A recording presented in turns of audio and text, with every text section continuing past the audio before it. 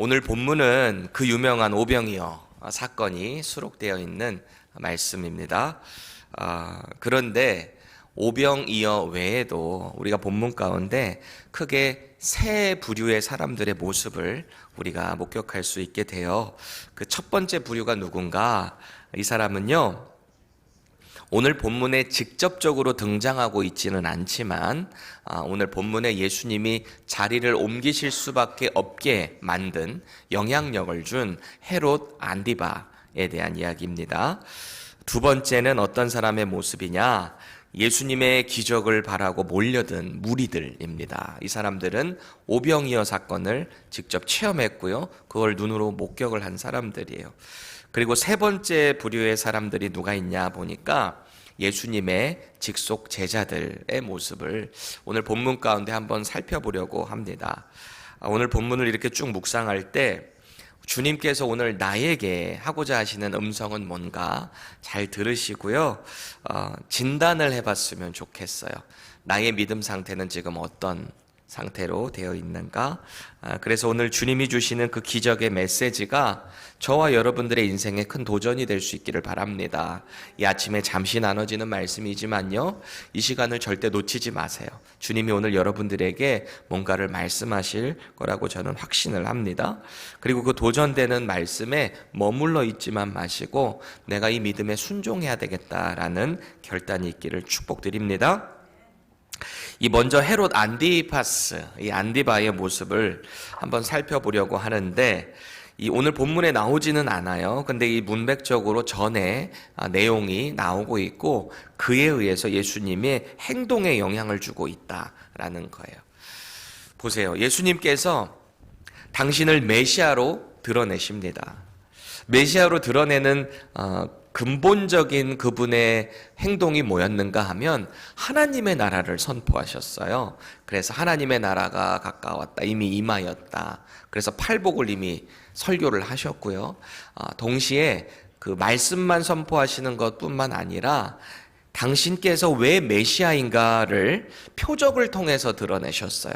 기적들을 일으키셨다는 거예요. 근데 우리가 그 표적을 miracle이라고 하지 않고 sign이라고 합니다. 왜 그럴까요? 메시아로서의 사인을 이 세상에 있는 사람들에게 드러내셨다라는 것입니다. 그런데요, 누군가에게는 그 예수님의 사인이 와 대단하다, 주님께로 갈 수 있는 그런 계기가 됐지만, 기회가 됐지만, 이 헤롯 안티파스라는 사람에게는 그 예수님의 사인이 이 사람에게는 두려움으로 임했던 것 같아요. 왜 그런 말 있죠? 자라보고 놀란 가슴, 소뚜껑 보고 놀란다. 왜 소뚜껑이 자라 이 등딱지랑 비슷하게 생겼잖아요. 그만큼 마음에 죄책감이 있으면 뭔가의 두려움으로 같이 연결이 된다라는 거예요. 죄책감이 있게 되면 늘 이 두려움이 잠재해 있어요. 그래서 뭐를 봐도 다 그 자기의 죄책감, 자기 생각하는 대로 판단을 하게 된다라는 것입니다. 오늘 본문의 앞선 내용을 보면 이 헤롯 왕은요, 이 자기 동생 이 빌립이었어요. 그러니까 헤롯 빌립의 아내였던 이 헤로디아라고 하는 여자를 취했어요. 그게 죄라는 거였어요. 간음에 해당되는 죄였습니다. 그런데 헤롯 안티파스의 권력이 너무 세다 보니까 누구도 그거에 대해서 지적을 세게 못하는 거예요. 그때 그 헤롯의 죄에 대해서 강하게 지적한 사람이 있었으니 침례 요한이었던 거죠. 그거 잘못됐다는 거예요. 다른 사람 아무도 그것에 대해서 침묵하고 있을 때 죄를 죄라고 선언할 수 있었던 하나님의 종 침례 요한이었죠.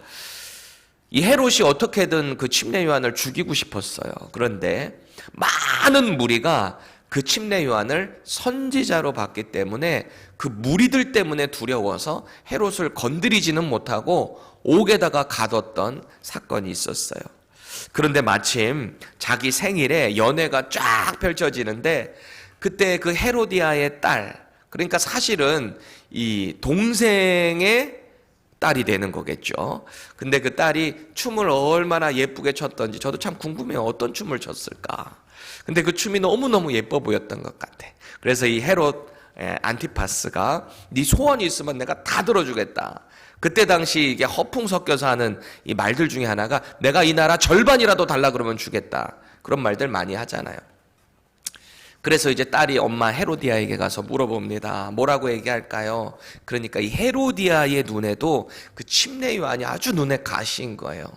자기를 자꾸 죄인이라고 죄인 취급하고 그런 모습이 너무 싫었던 거죠. 그래서 한다는 소원이 이 딸 아이의 소원이 뭐예요? 그 침례 요한의 머리를 달라고 합니다. 소반에 얹어서.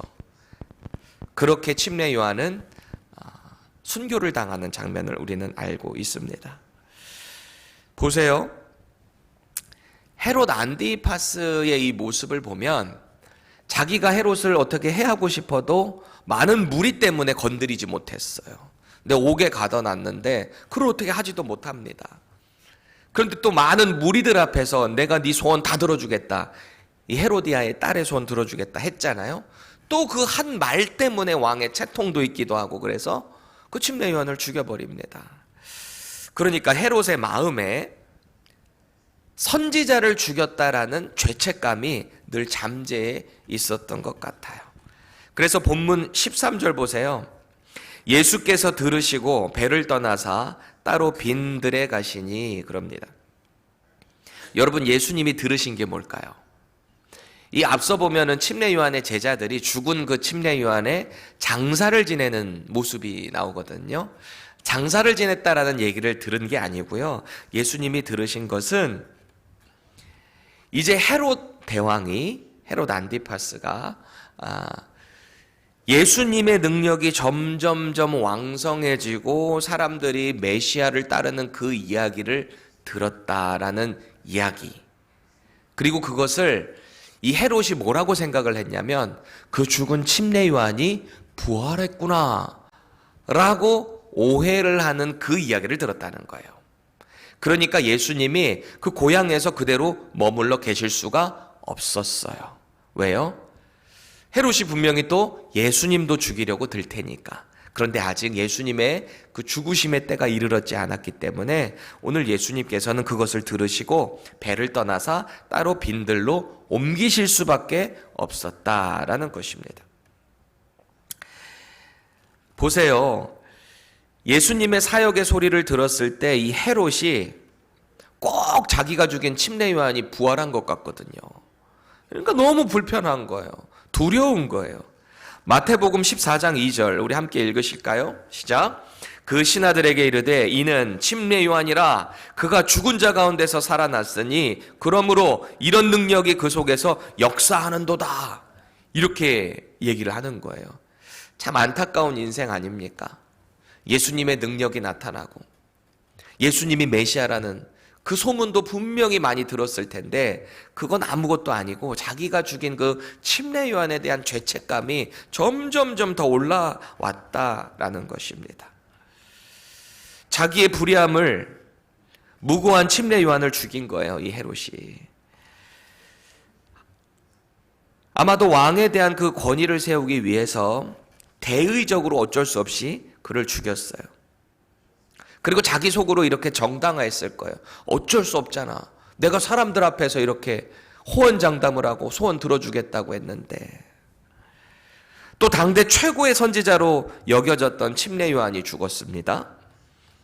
그러니까 자기도 모르게 이 마음에는 두려움이 있기는 했지만 이제 더 이상 내 왕의 모습에 태클 걸 사람은 없다. 이제 그 누구도 나한테 뭐라고 할 수 없다. 아주 시원섭섭한 마음이 있었을지도 모르겠어요. 그런데 이 예수라는 사람이 침례 요한보다 더 큰 기적과 이적을 일으킨다는 소문을 들었을 때 또다시 침례 요한에 대한 공포가 엄습해 온 거죠. 이 헤롯에게. 이 헤롯은 불행하게도 예수님의 능력 앞에서 하나님께 나아가지를 못한 거죠.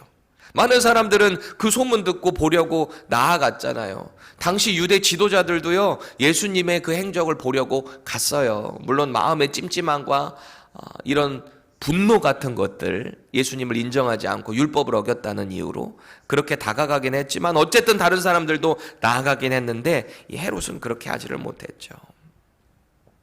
만약에 헤롯이 그 죄책감 가운데 예수님께 나갔다면 어떤 이야기가 펼쳐졌을까 궁금하더라고요. 그 상황에서 우리 예수님은 자신의 그 사역에 있어서 아직은 죽으실 때가 아니기 때문에 옮기셨다라는 겁니다. 오늘 저와 여러분들이 이 모습 가운데 내 모습은 없는지 한번 돌이켜 볼 필요가 있어요. 이 헤롯의 모습에 나의 모습은 없는가 말이죠. 우리 하나님의 말씀이 우리의 심령과 골수를 쪼개기까지 이르고 이 말씀을 통해 우리를 돌이키는 그런 능력이 있는데, 그런 어떤 찔림이 있을 때 내가 주님께로 나아가지 못하고 자꾸 나를 정당화하고 있지는 않은가 생각해 볼 필요가 있는 거예요. 여러분, 주님의 말씀을 따르는 것에 있어서는 중간이라는 건 없어요. 주님을 따르든지 아니면 주님의 적이 되든지 둘 중 하나가 되는 것입니다. 우리가 날마다 이 말씀 가운데 주님 곁에 붙어 있기 위해서 힘쓰시기를 축복드립니다. 오늘 본문 가운데 나타나는 두 번째 모습은요, 예수님의 그 이적을 보려고 호기심 가운데 몰려든 무리들, 이 사람들의 모습입니다. 보세요. 빈들에 몰려든 무리가 얼마나 많았던지, 예수님이 이미 능력의 말씀을 선포하고 기적과 이적을 일으키니까 그거 보려고 모여든 사람들이 얼마나 많았는지 모르겠어요. 21절에 보면 여자와 어린이 외에 5,000명이나 되었더라. 당시에 우리 자매님들은 카운트에 들지를 못했던 거죠. 어린아이도 카운트에 들어가지를 않았어요. 그러니까 장정 남자만 5,000명이 넘게 그 빈들 가운데 모여 있었다라는 거예요. 요한복음 6장 4절에 보면 마침 유대인의 명절인 유월절이 가까운지라 그래요. 이스라엘의 3대 절기 중에서도 이 유월절이라는 것은 출애굽을 기념하는 아주 대표적인 명절입니다. 하나님의 그 구원을 기념하고 기억하는 명절이죠. 그 명절을 위해서 얼마나 이 예루살렘으로 많은 무리들이 몰려들었겠냐라는 거예요. 성인 남자들만 5,000명이라고 하면 뭐 그에 딸린 가족들, 노인들, 여자들, 아이들 다 따지면 최소 3-4배는 되겠죠? 그러면 15,000명에서 2만 명 되는 가까운 사람들이 그 빈들 가운데 예수님 보고 그 말씀 들으려고 몰려들었다라는 것입니다. 예수님의 소문을 듣고 몰려들었겠죠. 저기로 가면 진짜 대단한 청년 하나 있는데 얼마나 많은 기적들을 일으키는지 몰라. 예수님의 이적과 능력을 또 말씀을 직접 듣고 보고 이 사람들이 직접 체험하기 원했던 거죠. 그때 마침 우리 주님께서는 그 몰려든 자들의 허기짐을 보시고 불쌍히 여기셨어요. 그래서 바로 그 유명한 오병이어의 기적을 오늘 본문 가운데 역사하십니다. 그 떡과 물고기를 직접 먹어본 사람들 평생 잊지 못하지 않겠어요? 와, 어떻게 이런 기적이 일어났지? 어떻게 기도했는데 이게 계속 늘어나지? 그런 거죠. 그런데 중요한 것은 그 기적이 그곳에 있는 사람들의 인생을 완전히 주님께로 바꾸지 못했습니다. 분명한 기적을 경험했는데 주님이 완전한 메시아 하나님의 아들이라는 것을 경험하지를 못했다라는 거예요. 보세요. 예수님의 제자들을 포함한 이 모든 사람들은 이 침례 요한이 죽어서 장사하는 그 제자들의 모습과 완전히 상반되는 것 같아요. 마태복음 14장 12절에 보면 요한의 제자들이 와서 시체를 가져다가 장사하고 가서 예수께 아뢰니라 그래요. 원래 침례 요한을 따르던 제자들입니다. 그 제자들 중에 이제 예수님께로 온 직속 제자들도 있었죠. 자신들의 선생님 침례 요한이 무고하게 죽었어요. 헤롯에 의해서. 얼마나 슬퍼하고 애도했는지. 사실은 그 침례 요한을 데려다가 장사를 하게 될 때는 헤롯에 의해서 이들도 역시 응징을 당할 수 있는 두려움이 있거든요. 침례 요한의 제자들이라고 하니까 이제 위협을 당할 수도 있잖아요. 그럼에도 불구하고 그 시체를 가져다가 장사하는 용기 있는 침례 요한의 제자들의 모습을 봅니다. 이게 꼭 상반되는 게 예수님이 십자가에서 죽으실 때 뿔뿔이 흩어진 예수님의 제자들과 완전히 상반되는 모습인 거예요. 특히 오늘 오병이어의 기적을 체험하고도 또 놀라운 기적들을 목격한 유대인들임에도 불구하고 예수님이 십자가에 달리실 때 이들이 어떻게 하나요?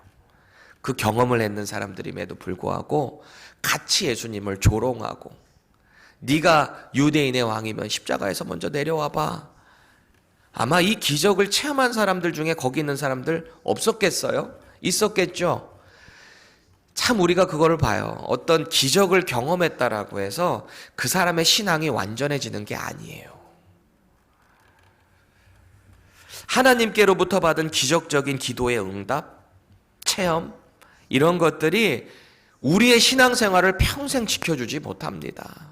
우리가 정말 말씀 가운데 제대로 들어가서 주님을 인격적으로 만나지를 못하면 우리의 체험이요, 언제 그랬냐는 듯이 다 넘어집니다.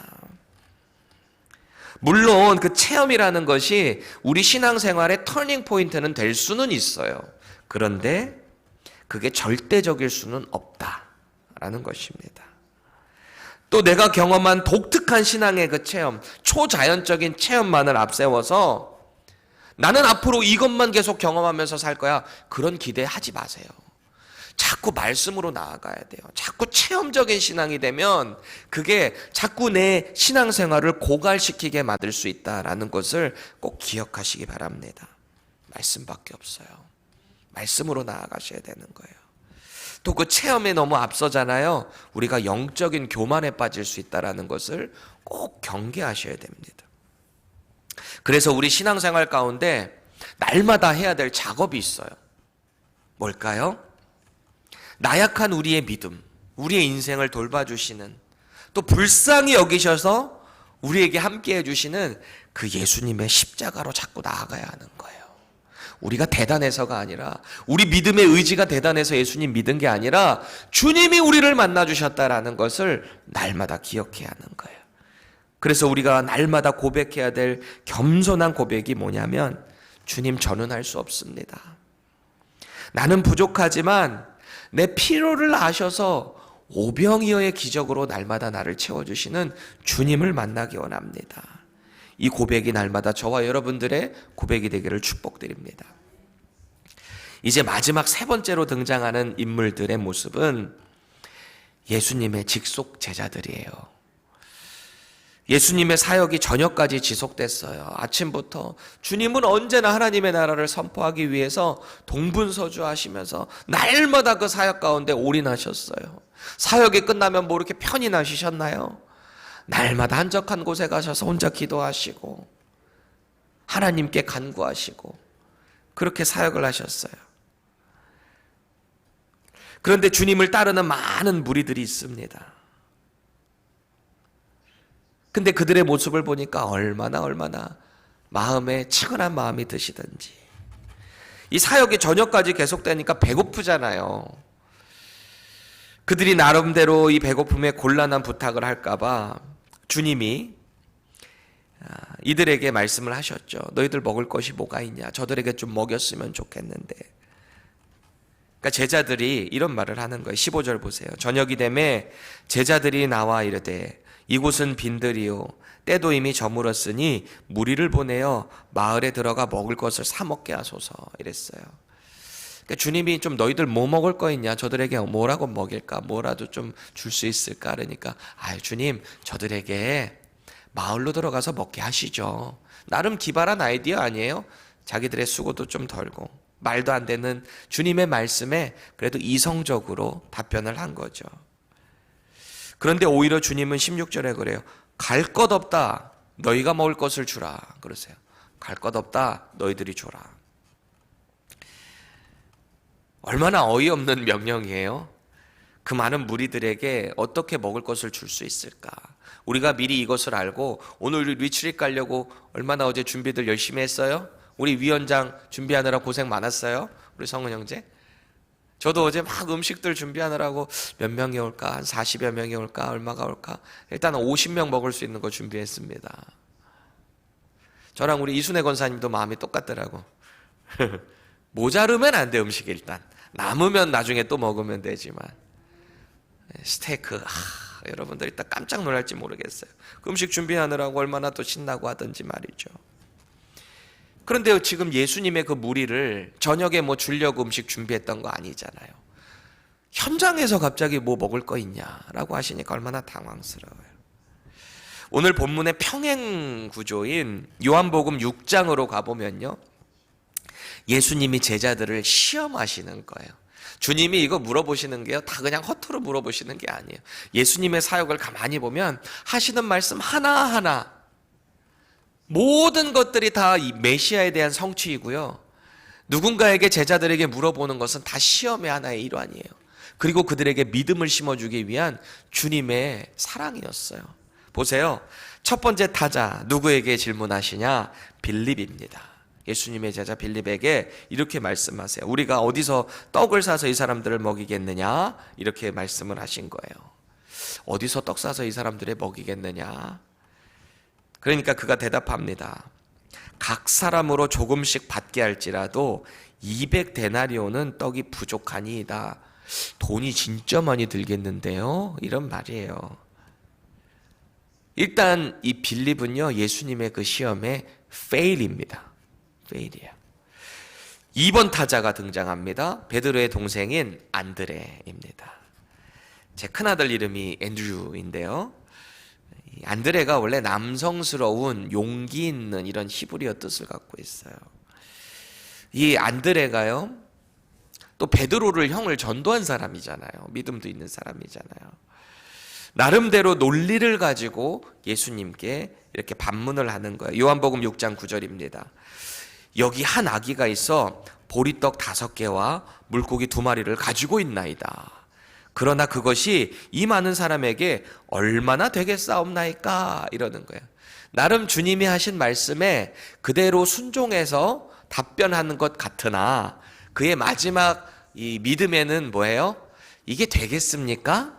라는 거예요. 눈에 보이는 불가능한 현실에 오히려 주님의 그 말씀을 좀 비꼬는 뉘앙스죠. 앤드류 역시 fail입니다. 그래서 예수님께서 제자들에게 명령하시는 거예요. 직접 보여주시겠다는 거예요. 너희들의 그 없는 믿음에 내가 믿음을 강하게 하겠다. 그래서 9절에 보면 이 사람들 앉게 하라. 이제 행하시겠다는 거죠. 그리고 오늘 본문으로 돌아와 보세요. 그것을 내게 가져오라 그러시는 거예요. 그 아이가 가지고 있는 오병이어 가지고 와 그러는 거죠. 제자들이 속으로 무슨 생각을 했을까요? 좀 비웃지 않았을까요? 이거 200데나리온으로도 안 되는데 모자랄 텐데 어떻게 하시려고 할까? 제가 어렸을 때 제가 정말 좋아하던 게임기가 고장이 난 거예요. 너무너무 속이 상했어요. 그래서 당연히 버려야 할 줄 알고 시리에 빠져서 절망 가운데 이렇게 있을 때 저희 아버지께서 그것을 가져오라 그러셨어요. 그러더니 그 오락기를 고쳐주시는 거예요, 아버지가. 저는 아버지가 정말 온 세상의 모든 것을 다 고치실 수 있는 능력자라고 생각을 했었습니다. 저도 얼마 전에 이 둘째 아들 병현이가 한국에서 사온 이 젓가락 연습용 카봇이라는 그 만화 있거든요. 거기서 나온 그거를 있는데 위에 대가리가 부러져 버린 거예요. 갖고 와서. 얘가 얼마나 상심해 있는지. 사실은 그거 말고도 2개가 더 있어요. 근데 그것만 하겠다는 거예요. 어떻게 하겠어? 저한테 막 갖고 와서 막 그러는데 가지고 오라. 제가 그랬어요. 그래서 그거를 방에 가가지고 강력본드로 붙이려고 하는데요. 이 강력본드가 완전히 굳어서 뚜껑이 안 열려요. 근데 제가 좀 이런 거에 젬병이거든요. 잘 못해. 고치고 이러는 건 잘 못해요, 제가. 그거 하겠다고 가위 갖고 와서 그걸 잘라가지고 하니까 그 액체로 된 강력본드가 이 또 제 새로 산 책상 위에 이게 흘렀어. 그래서 그거 닦으니까 또 페인트가 벗겨지고 말이죠. 얼마나 많은 일이 있었는지. 그래도 어쨌든 그거 하나 고치겠다고 붙인 거예요. 강력히 붙였어. 근데 이 흘러간 게 또 그 카봇 스티커 위에 있는 그 원래 로봇 카봇 스티커가 있어야지 저 친구가 좋아할 텐데 그게 또 붙어가지고 좀 벗겨졌네. 근데 어쨌든 붙이기는 붙였어. 딱 갖다 줬더니 우와 아빠 최고야 막 이러는 거예요. 이리 가져오라. 오늘 주님께서요, 우리들의 부족한 생각과 경험 다 이렇게 지적을 하세요. 제자들에게 하나하나 알려주시면서 너네 믿음이 없구나. 일단 가져와. 사람들 다 앉으라 그래. 보여주시겠다는 거죠. 우리의 생각과 한계로 능력의 하나님을 제한하면 안 돼요. 우리의 생각으로는 마치 불가능일 것 같지만 모든 우리의 기도 제목들도요, 하나님을 온전히 신뢰하는 믿음 가운데 맡기잖아요. 그것을 가지고 오라. 너희들의 문제 나에게 가지고 오라. 너희들이 신음하며 끙끙하지 말고 나에게 가지고 오라. 그래서 그 유명한 말 있죠.